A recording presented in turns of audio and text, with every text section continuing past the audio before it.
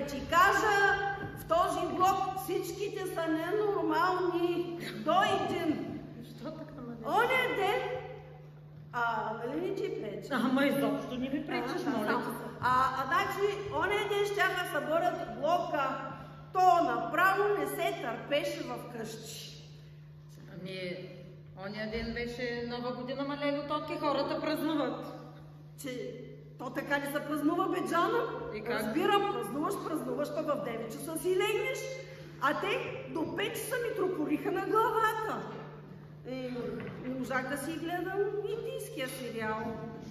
Ама лело тотки, той на Нова година по целия свят е така да ти кажа. Хората празнуват до сутринта. Гледай си днеска сериала, те всеки ден ги повтарят, те края няма тия индийски сериали. Аз се обадих на 112. Не се съмнява. Защото като се обадя на полицията и вече не ми вдигат телефона.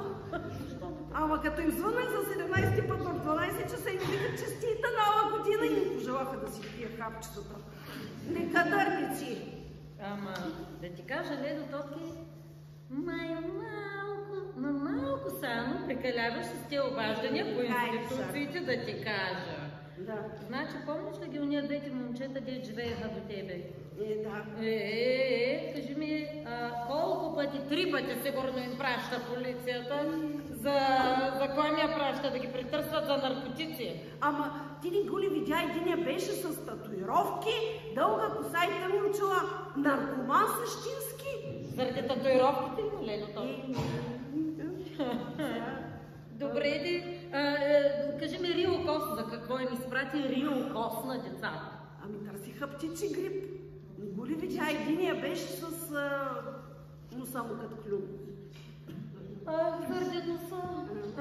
Добре, кажи ми опазване на обществения ред. За какво им изпрати опазване на обществения ред? Толкова народ се извървяха към публичен дом. И се обадих, предупредих ги. Да. Добре, а Поп за какво им изпрати? Сигнал за отвлечено момиче.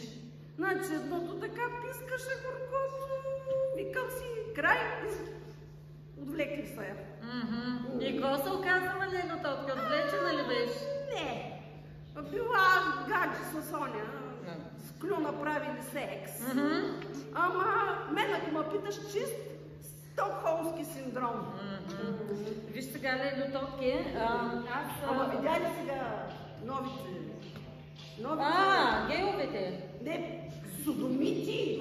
Гейове са, лело тотки. Господ ги мразите, Библията чела ли си? Чела съм, ама... И за тях пратих сигнал. Прати за тях? Ама никой не иска да реагира. Никой не иска да реагира, пазила ги някаква конвенция.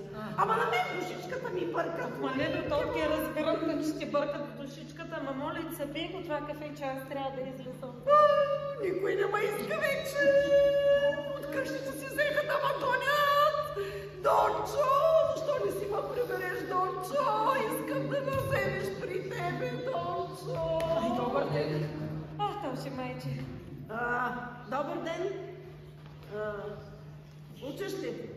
Да, госпожо. Алкохол, наркотици, цигари, гаджета. Четвъртата. Момичета, надявам се. Не, че ви влиза в рамките, но да, момиче. Ти от телефони разбираш ли? Малко. Да вземеш да оправиш моя нещо напоследък, не ми стигат ръцете, много са ми късички и са ми малки буквите. Става ли? Да, ще го оправя. Тоши майко, само моля ти се малко по-бързичко и оправи телефона на леля тотка, защото бърза да си тръгва. Никой не ме иска вече, никой не ме взима в къщи. Да ти помогна ли? Защо не си ме прибереш, Дончо? Няма страшно, лело тотки. Пак ще ни дойдеш на гости. Ще изпиш 3, 4, 5, 6, 7 кафета. То още 3 тарелки сладки ще изядеш. Да, ще ти направим още кафета, чайчета. Никой не ме иска. Ще ми разкажеш всичко за гейовете, яки са. Содомитите. Ама за содомитите ще ми разкажеш, хайде. Дай. Че ще си го забравиш, ще се върнеш.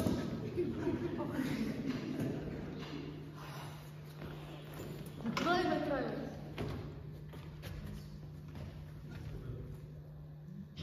Злодей май отиде при Петя. Ти обрави ли телефона на тази дъртевещица? Правих го. Знаеш как ти беше записал телефонния номер? Как не го беше записала? Като оная кучка от долния етаж. Не стига, че я спасявам, целият блок иска да я бие. Помниш ли комшията от последния етаж? Никой няма да го помня. Човека едвам събра пари да си купи голф двойка за 2000 лева. Завалия. Тя му прати проверка от НАП, цяла година го тормозиха. Щото бил откъде имал пари. Искаше да изкърши врата. Едва ми отървах. Не е записан като ДДС измамника. Ами къде е записано? Татко ти да не е записан и той там, как го е записано? Тя го е записала като хъркащия дебелак. Значи той, че е дебел, се вижда, обаче откъде знае, че хърка? Да знаеш, само ходи да слухти по вратите дъртата вещица. Ма то всичките са такива. Бакуци, измамници. Даже има и двама с думите. Това са тия новите наймати от чета двете момчета. Да, сетих се. На бързо набиране по номер 1 полиция. Че кой да е? По номер 2 112. По номер 3 НАП. Или поне бяха. Сега съм ги сменил всички номера с психиатрията. Много интересно. И ще очаквам много интересна среща по Вайбър. Че леля ти тотка е Вайбър ли има, бе? Тя много модерна. Вече да. И го направих така, че да я трудно да го изтрие. Браво на тебе, браво, моето момче. Сега пише на Петя да я предупреди какво може да стане. Така, пише и да знае. Тя Петито още помни и на някакви зулуми направи, защото мъже работи в музея и леля ти тотка беше решила, че не може да ни е откраднал някоя ваза от династията Мин или някоя картина на Ван Гог, да го спукаха и него от проверки човечица. Да, тормози го.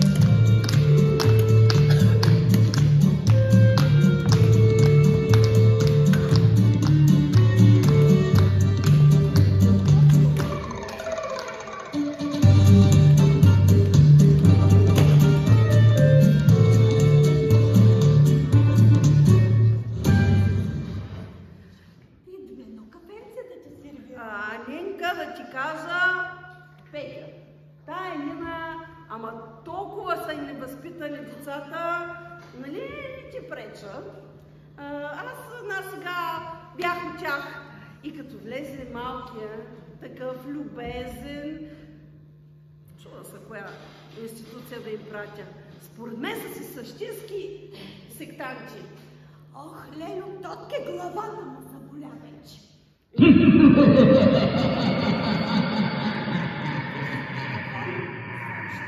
имаш. Я, начисли тук начисли. Какъв е този? На кой ти прилича? Мъж? На дявол? Разбрах, че си ме търсила, чадо. Кой е това? Какво е това? На кой ти прилича? Ти, Лело Тотке, знаеш ли, че сега хората правят връзка с отвъдното им изпълнение? Че скоро да не си искала да умираш. Глупости, това някой си прави номер с мен, аз сега ще се обадя на 112 и ще им кажа. Да. Ало! И как е дъртият козел? Още ли го мъчат хемороидите? Разбрах, че си ме търсила, чадо. Разбрах. Ама... И аз пак ще се обадя. Да? Ало? Ало? Абе, вие не разбрахте ли, че ми се обажда дявола? Чували ли сте такова нещо по-рано? И как е дъртият козел? Още ли го мъчат хемороидите? Ама стига сте се забавлявали с мен. Казах ви, че тук и някой си прави дебелашки шеги. Ало, няма ли да реагирате? Да. О, да. Разбира се, нагледал съм се на какво ли не. Сигнали получават от всякъде. Имаме тук двама обладани от демони. Искаш ли да ги видиш? Не искам да ги. Ти какви лекарства взимаш? Никакви аз лекарства. А трябва. На кой адрес си сега? Ще ти пратя една красива кола с лампичка отгоре да те вземе. И после ще те настаним в чисто бяла звукоизолирана стая. На втория студен душ ще спреш да приемаш послание от сатаната. А от хапчинцата ни ще вижда само усмихнати еднорози, прискачащи многоцветни дъги. Некадърници! Като не искат да ми помогнат от 112, ще обадя на полицията. Ало! Адреса си кажи, миличка. Идваме веднага да ти сложим риската с дългите ръкавчета. И после яхваш да дава. Стига! Добро хора! Виж кой че се обажда.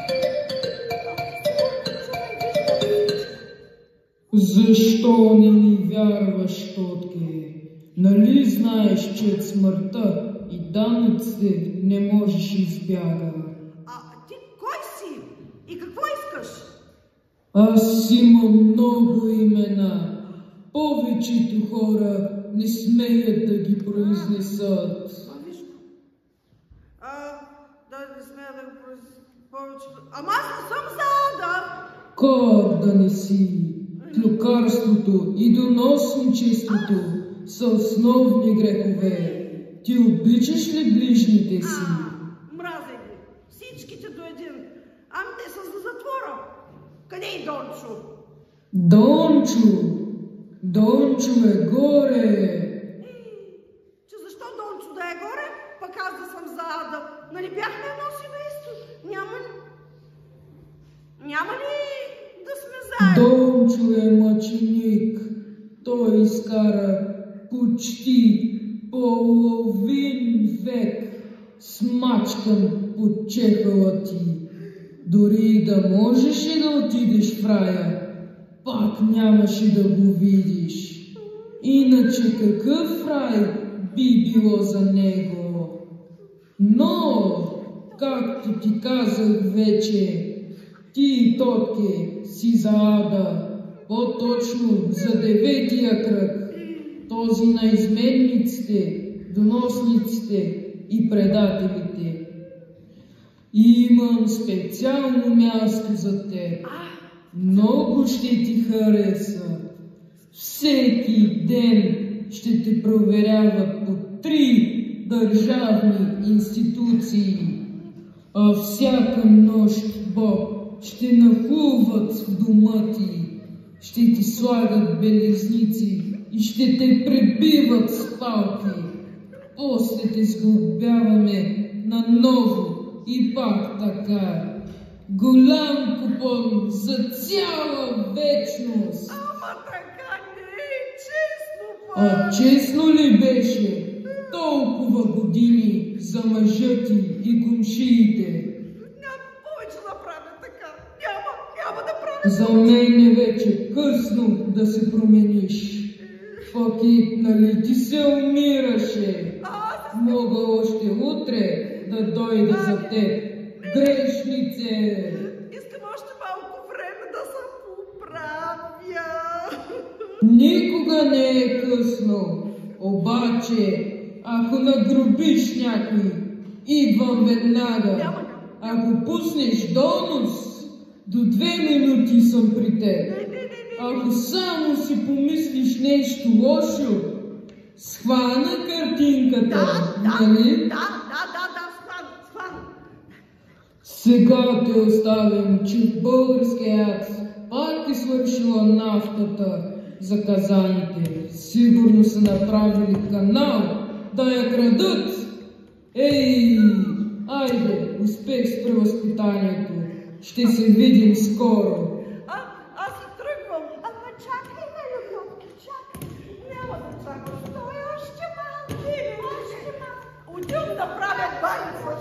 Отивам да правя батъл, за да почакам хора.